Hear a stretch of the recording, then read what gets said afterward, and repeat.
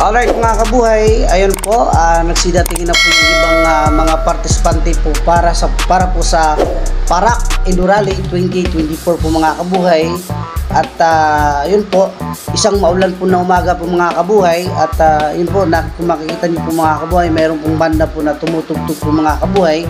At lahat po yan, nagkasiyahan po yan mga kabuhay. Kung makikita niyo, ayan po, mayroon pong sumasayaw, ayan po. At ipapakita ko din po mga kabuhay kung ano po yung nasa loob. Hindi lang po yan sila. Meron din nagbebenta po dito ng Parak clothing, mga pagkain. Ayan po yung mga riders. Papakita ko po lahat ng mga riders na kasali po sa Parak Indurally 2024 po mga kabuhay. Ayan po. Mamaya po ang jump off nila mga alas 2 ng umaga po mga kabuhay. Ride safe po lahat sa lahat po ng bibiyahe po mamaya mga kabuhay. Stay safe.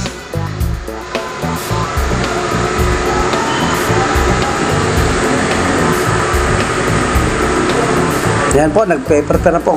Yung iba kumakain po. Ayan o. At ang ibang rider naman po mga kabuhay, yan po, nagkakape po yan.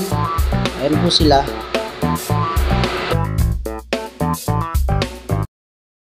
At ito naman po yung mga motor na gagamitin po mamaya para po sa Parak Indurally 2024. 1,500 plus po yan mga kabuhay ang tatakbo po mamaya.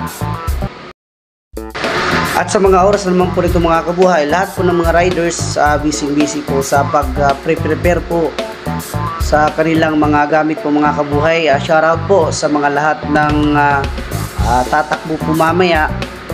Stay safe, ride safe po mga kabuhay. Ayan po, shoutout na rin po sa inyo. Ayan po.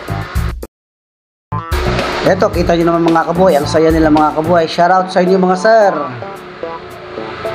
Ayan, ang laki ng tawa. Ayan po, nagpapasilong po sila kasi nga po umuulan eh. Ayan po, shoutout. Shoutout sa inyo ma'am. Shoutout mga boys. Shoutout mga ma'am. Ride safe mga kabuhay. Always stay safe. Ayan po.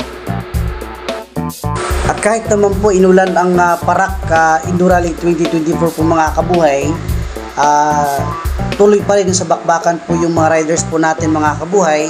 Walang atrasan na po yan. At shoutout po sa lahat ng mga riders. Shoutout kay sir. Ayan, gulat po sa sir. Hello po sir. Ayan po, yung iba humahabol pa po para po sa preparation para po mamaya mga kabuhay, para po sa jump off. 2 AM po yung jump off nila.